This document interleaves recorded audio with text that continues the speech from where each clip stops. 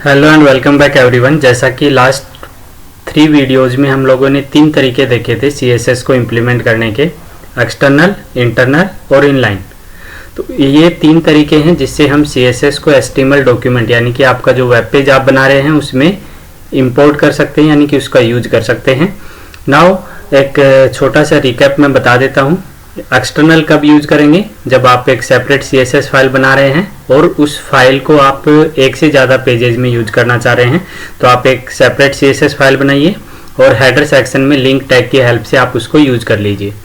Second option आपका था कि अगर किसी पर्टिकुलर वेब पेज के अंदर आपको सीएसएस यूज करना है तो आप हेडर सेक्शन में स्टाइल टैग की हेल्प से कर सकते हैं। एंड अगर कोई वेब पेज के किसी पर्टिकुलर सेक्शन में, कोई पैराग्राफ में या किसी पर्टिकुलर टैग के अंदर अगर आप यूज करना चाह रहे हो सीएसएस प्रॉपर्टीज को, तो वहाँ पे आपके पास स्टाइल टैग का स्टाइल एट्रीब्यूट होता है, उसकी हेल्प से भी आप यूज कर सकते हैं। तो ये तो सिंपल हमने देखा कि आप किस तरीके से यूज करेंगे। नाउ सीएसएस कोड कैसे लिखेंगे वो आज हम स्टार्ट करने वाले हैं सीखना, यानी कि बहुत ही अच्छे से देखना होगा सीएसएस सिंटैक्स क्या होता है, कैसे लिखा जाता है। ठीक है, चलिए शुरू करते हैं। सीएसएस प्रॉपर्टीज, आप सीएसएस प्रॉपर्टी से यहाँ पे मीनिंग है कि अगर आप सीएसएस का यूज कर रहे हैं फॉर्मेटिंग के लिए, वो चाहे बॉर्डर बनाना है, बॉक्स है, फॉन्ट का साइज चेंज करना है, मार्जिन सेट करना है, पैडिंग है, सीएसएस क्लासेस हैं, आईडीज हैं, ठीक है, तो उसको यूज कैसे करेंगे, उसका सिंटैक्स कैसे लिखेंगे।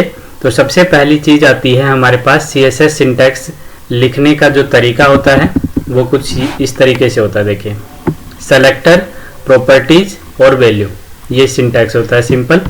सेलेक्टर, प्रॉपर्टी और वैल्यू। यहाँ पे सेलेक्टर, जैसे अभी तक जो भी हम लोगों ने 3 डिफरेंट वेज लिखे थे, इंटरनल, एक्सटर्नल और इनलाइन, वहाँ पे सेलेक्टर में सिर्फ हमने क्लास लिखना सीखा था, यानी कि यहाँ पे सेलेक्टर की जगह क्या होता था, हमारा क्लास होता था। ठीक है, वो चाहे रेड है, ग्रीन है, थिक, जो भी क्लास हमने बनाई वो एज ए सेलेक्टर हमारा हो गया। नाउ उस सेलेक्टर के अंदर जो प्रॉपर्टीज आप देना चाहते हो, चाहे कलर करना है, बॉर्डर सेट करना है, मार्जिन सेट करना है, पैडिंग सेट करना है, ठीक है, तो दैट इज योर प्रॉपर्टी।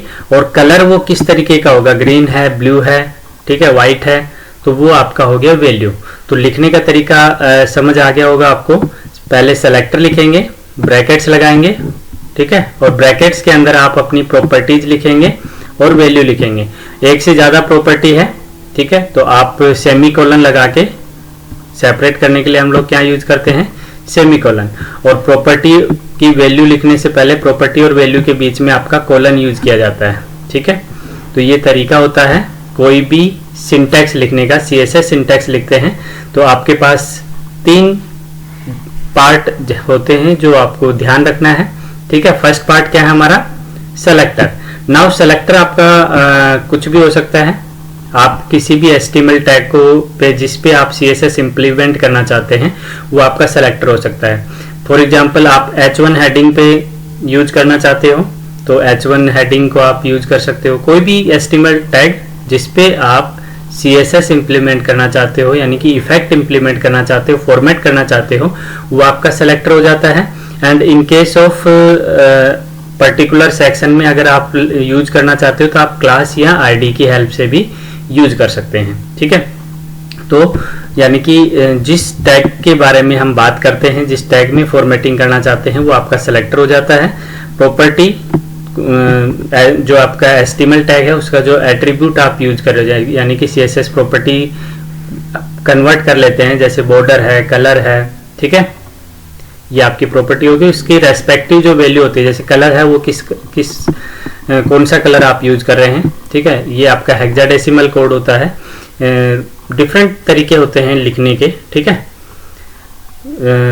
या फिर मैं ऐसे भी कह सकता हूँ कि जैसे रेड कलर यूज करना है, या फिर आप इस हेक्साडेसिमल कोड लिखने का तरीका, ये इस पे एक सेपरेट वीडियो बनाएंगे हम लोग कलर के ऊपर कि कलर को कैसे यूज किया जा सकता है सीएसएस में। ठीक है, इंपॉर्टेंट है। नाउ ये तो हो गया कि आप लिखेंगे कैसे। अब बात करते हैं सेलेक्टर किस तरीके के हो सकते हैं और कैसे इनका यूज करते हैं। ठीक है, ये तो सिंपल है कि आप जिसका भी यूज करें, जैसे ये आपका एक एग्जांपल हो गया कि आप टेबल सेलेक्टर आपने यूज किया और उसका बॉर्डर आपने सेट कर दिया कि उसका 1 पिक्सल बॉर्डर होगा। ये क्या है, बॉर्डर की वैल्यू है, बॉर्डर प्रॉपर्टी की वैल्यू है 1 पिक्सल सॉलिड, और ये कलर है आपका C00, यानी कि आपका बॉर्डर 1 पिक्सल का हो जाएगा, सॉलिड होगा और उसका कलर ये होगा। तो this is the value of border property. ठीक है, ये प्रॉपर्टी है और ये वैल्यू है, और ये आपका सेलेक्टर है। यानी कि अगर आपने किसी CSS में ये यूज किया है, ठीक है, ये सिंटैक्स यूज किया है, इसका मतलब क्या है, उस वेब पेज के अंदर जो भी टेबल आप बनाएंगे, एक टेबल बनाएं या 5 टेबल्स बनाएं, उन सब का बॉर्डर और जो है वो बिल्कुल इसी तरीके का एक जैसा हो जाएगा जो आपने बनाया है। ठीक है, नाउ टाइप ऑफ सेलेक्टर्स की बात करते हैं। अब सेलेक्टर्स अलग अलग तरीके के हो सकते हैं, आप बना सकते हैं। नाउ सबसे पहला है कि आप किसी पर्टिकुलर सेलेक्टर जब आप बनाते हैं, यानी कि आपने लिखा H1, जैसे H1 का कलर आपने सेट कर दिया। ठीक है, यहाँ पे लिखने का तरीका क्या है, H1 क्या है, आपका सेलेक्टर है, कलर क्या है, प्रॉपर्टी है, और #36CFFF ये इसका कलर का क्या है, कलर प्रॉपर्टी का वैल्यू है। तो ये एक सिंपल आपने सिंटैक्स लिखा है। इसका मीनिंग क्या होगा कि जो H1 सेलेक्टर है, यानी कि H1 एट्रीब्यूट है, H1 टैग जो है, सॉरी, लेवल 1 हेडिंग है, जहां जहां आपने यूज की है उस पेज के अंदर, उन सब का कलर एक जैसा हो जाएगा। ठीक है, at the end of the today session, आज का जो वीडियो है उसके एंड में मैं आपको इसका यूज करके बताऊंगा कि कैसे आप इसको यूज करते हैं। दूसरा है, अगर आप यहाँ पे सेलेक्टर नहीं लिखते हैं, H1 की जगह कुछ नहीं लिखा आपने, देखिए सिंपल क्या कर दिया, कलर और ये लिख दिया, इसका मतलब क्या है, ये यूनिवर्सल सेलेक्टर कहलाता है। इसका मतलब है कि आपका कंप्लीट वेब पेज जहाँ पे आपने यूज किया है उन सब पे ये कलर इंप्लीमेंट हो जाएगा। This rule renders the content of every element in our document, यानी कि वो चाहे H1 हेडिंग है, H2 हेडिंग है, कोई भी टैग आपने यूज कर रखा है, सबका कलर क्या हो जाएगा, ब्लैक हो जाएगा। ये ब्लैक कलर है। ठीक है, तो ये तरीका है। पहला सेलेक्टर आपने देख लिया। दूसरा यूनिवर्सल सेलेक्टर हो गया। डिसेंडेंट सेलेक्टर क्या होता है, देखिए डिसेंडेंट सेलेक्टर क्या होता है, अगर कोई भी सेलेक्टर के अंदर अगर कोई पर्टिकुलर एलिमेंट पे हम इंप्लीमेंट करते हैं, यहाँ पे देखिए ये क्या है, अनलिस्टेड यूएल टैग होता है। ठीक है, और यूएल टैग में जहां पे भी यूएल टैग के अंदर EM टैग यूज किया हुआ होगा उस पे ये कलर इंप्लीमेंट होगा। ठीक है, यानी कि आप कोई HTML टैग लिख रहे हैं, HTML वेब पेज बनाया और उसमें जहां पे आपने UL टैग यूज किया और उसके अंदर इनसाइड द UL टैग आपने EM टैग यूज किया, बाहर अगर कहीं भी होगा EM टैग, उस पर कोई ये कलर इंप्लीमेंट नहीं होगा। ये कलर सिर्फ कब इंप्लीमेंट होगा, जब UL टैग के अंदर आपका EM टैग लिखा होगा। ठीक है, when it lies inside UL tag, तो आपका ये काम करेगा। ठीक है, ये वाला कलर जो है वो EM का क्या हो जाएगा, black colour. Next is your class selector. Class selector हम लोग यूज करके देख चुके हैं। ठीक है, जो भी क्लास सेलेक्टर आप बनाते हैं वो हमेशा क्या करेंगे, आप डॉट से स्टार्ट करेंगे, डॉट और नाम दे देंगे उस सेलेक्टर को, जो भी आपको नाम देना है। ठीक है, तो जो भी क्लास बनाते हैं हम लोग हमेशा डॉट से स्टार्ट करते हैं, और कलर आपने दे दिया, इसका मतलब ये क्या हो गया, इम्प्लीमेंट हो जाएगा। जहां भी आप इस क्लास को यूज करेंगे वहां पे ये कलर आ जाएगा। दूसरा आपके पास तरीका ये भी होता है, जैसे आपने यूज किया H1 डॉट ब्लैक। ठीक है, तो यहाँ पे क्या होगा, ब्लैक कलर जो यूज करेंगे क्लास आप, वहां पे जहां भी H1 हेडिंग होगी वो भी आपकी क्या हो जाएगी, ब्लैक कलर हो जाएगी। इन ए सिमिलर क्लास के जैसे ही आपके पास ID सेलेक्टर होता है। ठीक है, इन ए सिमिलर मैनर हम ID सेलेक्टर का भी यूज कर सकते हैं। डिफरेंस क्या होता है, क्लास सेलेक्टर को डॉट से स्टार्ट किया जाता है, डॉट यूज करते हैं, डॉट ब्लैक, बट ID के केस में हम लोग हैश का यूज करते हैं, हैश ID का नाम, हैश ब्लैक, यानी कि अब ID इक्वल्स टू ब्लैक जहां लिखेंगे, जिस भी HTML एट्रीब्यूट में लिखेंगे तो उसका कलर क्या हो जाएगा, ब्लैक कलर हो जाएगा। तो ये आपका तरीका होता है। क्लास को लिखने का तरीका समझ गए होंगे, डॉट के साथ लिखते हैं, ID को हमेशा हैश के साथ लिखते हैं। ठीक है, इसका इम्प्लीमेंटेशन भी आप करके देख सकते हैं, बिल्कुल जैसे हम लोगों ने क्लास यूज किया था, thick class, green class, black class, पिछले वीडियोज में जाके आप देख सकते हो। ठीक है, इन अ सिमिलर मैनर हम ID का भी यूज कर सकते हैं। नेक्स्ट आपका आता है चाइल्ड सेलेक्टर। चाइल्ड सेलेक्टर में देखिए इंपॉर्टेंट प्रॉपर्टी है। ठीक है, चाइल्ड सेलेक्टर का यूज करते हैं जब हम किसी पर्टिकुलर सेक्शन के अंदर कोई इम्प्लीमेंट करना चाहते हैं सीएसएस को, और उसके लिखने के लिए हम यहाँ पे एंगुलर ब्रेसेस का यूज करते हैं, यानी कि ग्रेटर देन का साइन का यूज करते हैं।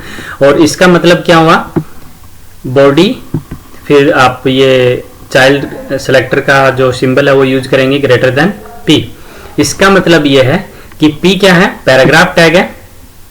पी का यूज हम लोग कर चुके हैं कई बार, याद होगा आप लोगों को, HTML में पैराग्राफ टैग के लिए यूज करते हैं। तो इसका मीनिंग क्या है कि बॉडी पार्ट के अंदर जहां जहां डायरेक्ट पैराग्राफ टैग लिखा हुआ है, डायरेक्ट चाइल्ड होना चाहिए बॉडी का, वहां पे कलर इंप्लीमेंट होगा ब्लैक।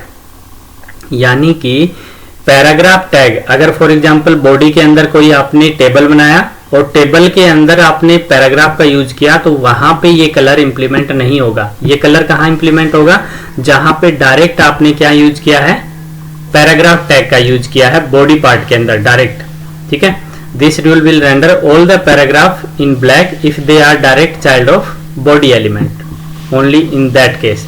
अगर आपका पैराग्राफ डिवीजन में लिखा है या किसी टेबल के टैग के अंदर लिखा है, तो उस पे ये इम्प्लीमेंट नहीं होगा। सिर्फ जहाँ पे डायरेक्ट चाइल्ड है पैराग्राफ बॉडी पार्ट का, वहां पे ये इम्प्लीमेंट होगा। नेक्स्ट आपके पास ऑप्शन होता है एट्रीब्यूट सेलेक्टर का। एट्रीब्यूट सेलेक्टर में जैसे आप फॉर्म हमने बनाना सीखा था, तो फॉर्म में हम लोगों ने जो यूज किया था इनपुट टाइप टेक्स्ट, ठीक है, उसमें क्या होता है, जो आपका नेम है, नेम के आगे एक बॉक्स है, तो बॉक्स के अंदर जो आप देखते हैं नेम के सामने नेम लिखना होता है, तो जब टाइप करते हैं आप अपना नाम, तो वो बाय डिफॉल्ट ब्लैक कलर में ही आता है। आप उसको भी सेट कर सकते हैं कि उसका कलर क्या होगा, उसका साइज क्या होगा। ठीक है, तो आप उसके लिए एट्रीब्यूट सेलेक्टर का यूज कर सकते हैं, इनपुट टाइप टेक्स्ट, और उसमें आप कलर देना चाहते हैं, बॉर्डर देना चाहते हैं, उसका साइज देना चाहते हैं, वो यहाँ पे आप सेट कर सकते हैं। ठीक है, नाउ कुछ एट्रीब्यूट सेलेक्टर्स का यहाँ पे यूज है। देखिए, कई बार कंपैरिजन के लिए जब हम यूज करते हैं तो आप इस एट्रीब्यूट सेलेक्टर का यूज करते हैं। फॉर एग्जांपल किसी भी पैराग्राफ के अंदर, ठीक है, लैंग्वेज एट्रीब्यूट का यूज अगर आप करेंगे तो उससे आप सिर्फ LANG लिखा है तो वो क्या करेगा, कंप्लीट पैराग्राफ को आपका सेलेक्ट कर देगा। ठीक है, लेकिन अगर आपने लिखा इक्वल्स टू FR, तो ऐसे पैराग्राफ को सेलेक्ट करेगा जिसके अंदर एग्जैक्टली FR लिखा हुआ है, यानी कि बिल्कुल जहां पे FR, किसी पैराग्राफ में FR लिखा है तो सिर्फ उसको सेलेक्ट करेगा। लेकिन आपने लिखा इक्वल्स टू FR, यानी कि select all paragraph element whose language contents word FR, वो चाहे आपका बीच में है, किसी जैसे फ्रॉम है तो फ्रॉम वाले में भी सेलेक्ट कर लेगा। ठीक है, फार है तो जहां पे FR वर्ड आ रहा है उसको सेलेक्ट कर देगा। एंड अगर आपने लिखा इक्वल्स टू EN, ठीक है, तो ये क्या करता है, जो लैंग्वेज एट्रीब्यूट है वो पैराग्राफ में जहां जहां आपका वो वर्ड से स्टार्ट हो रहा है या वो वर्ड कहीं पे आ रहा है उस पर्टिकुलर सेक्शन में, तो वो उसको सेलेक्ट कर देता है आपके लिए। तो कई बार इस तरीके के एलिमेंट्स की जब आप कंपैरिजन करते हैं या आप कोई कंपैरिजन के अलावा भी कई बार इसका यूज किया जाता है। ठीक है, नाउ नेक्स्ट है multiple style rules. Multiple styles rule में क्या आ जाता है आपका, कि अगर आप यूज कर रहे हैं कोई भी स्टाइल CSS, ठीक है, तो ये यहाँ पे जितने भी हम लोगों ने सेलेक्टर्स यूज किए हैं, वो चाहे एट्रीब्यूट सेलेक्टर है, चाइल्ड सेलेक्टर है, सब में एक ही प्रॉपर्टी देख रहे होंगे, वो चाहे कलर है या बॉर्डर है। ठीक है, आप मल्टीपल कह सकता हूँ स्टाइल रूल्स लगा सकते हैं। ठीक है, जैसे कलर भी आपने यूज किया, फॉन्ट का वेट, लेटर स्पेसिंग यूज कर लिया, मार्जिन यूज कर लिया, टेक्स्ट ट्रांसफॉर्म यूज कर लिया, यानी कि एक से ज़्यादा प्रॉपर्टीज भी हम लोग यूज कर सकते हैं किसी भी एट्रीब्यूट के अंदर। एंड ग्रुपिंग भी कर सकते हैं सेलेक्टर का। ग्रुपिंग से यहाँ पे मीनिंग है कि आप एक से ज़्यादा सेलेक्टर्स को एक साथ ग्रुप कर सकते हो। ठीक है, यहाँ पे जो आप देख रहे हो ये सिर्फ H1 हेडिंग पे इंप्लीमेंट होगा, यानी कि H1 की हेडिंग की कलर चेंज हो जाएगा, फॉन्ट का वेट चेंज हो जाएगा, letter space, margin, text transform ये चेंज हो जाएगा। लेकिन हम चाहते हैं कि H1 और H2 और H3 तीनों पे एक जैसा इफेक्ट लाना चाहते हैं, तो आप यहाँ पे देखेंगे कि आप उनका ग्रुपिंग भी कर सकते हैं। तो एक एग्जांपल से देख लेते हैं। ये जो जितने भी आपने सेलेक्टर्स यूज किए हैं उनका एक ग्रुपिंग वाला एग्जांपल मैं आपको बता देता हूँ, उससे आपकी सारी क्वेरीज सोल्व हो जाएंगी कि सेलेक्टर का यूज करना, मल्टीपल स्टाइल्स का यूज करना। ठीक है, तो एक बार इसको कॉपी कर लेते हैं। यहाँ पे देखिए पहले हम लोगों ने एक टैग्स का यूज किया था। ठीक है, इसको मैं ओपन कर लेता हूँ ब्राउजर में। इसका देखिए आउटपुट कैसा आता है। ये पहले हम लोगों ने सबसे पहले जब स्टार्ट किया था तब हमने वेब पेज बनाना सीखा था। नाउ इस वेब पेज पे मैं चाहता हूँ क्या कि इफेक्ट कैसे नजर आएगा मेरा डिफरेंट सेलेक्टर्स जो मैं यूज कर रहा हूँ। ठीक है, तो स्टार्ट करते हैं। नोटपैड ओपन कर लेता हूँ मैं इसका।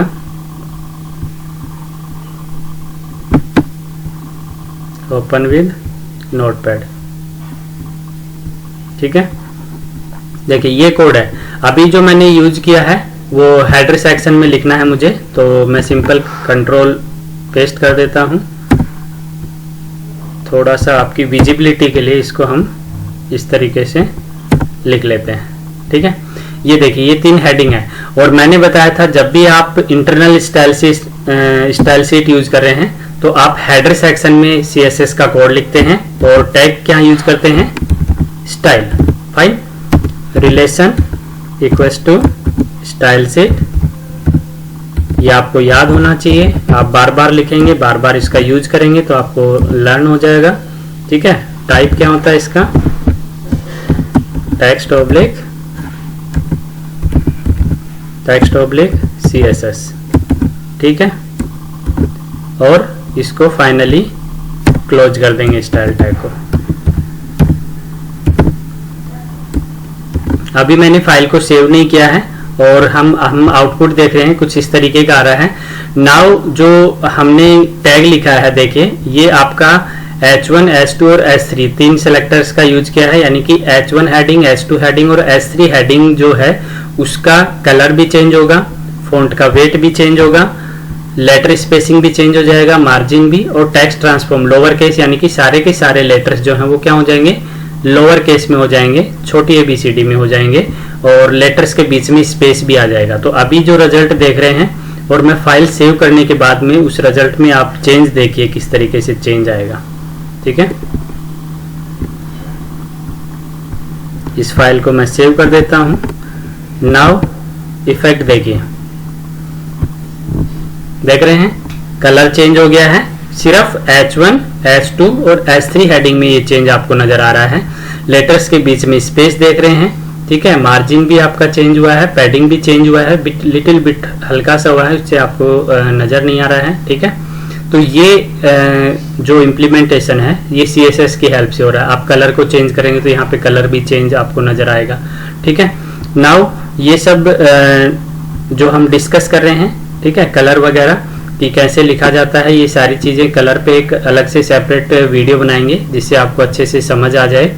ये एक सिंपल एक छोटा सा एग्जाम्पल था कि आप डिफरेंट सेलेक्टर्स को कैसे यूज करते हैं CSS के अंदर। ठीक है, होप कि आपको वीडियो पसंद आया होगा। अगर स्टिल आपका कोई डाउट रहता है तो आप कमेंट सेक्शन में लिख के मेरे से पूछ सकते हैं। Keep watching, keep learning, thank you.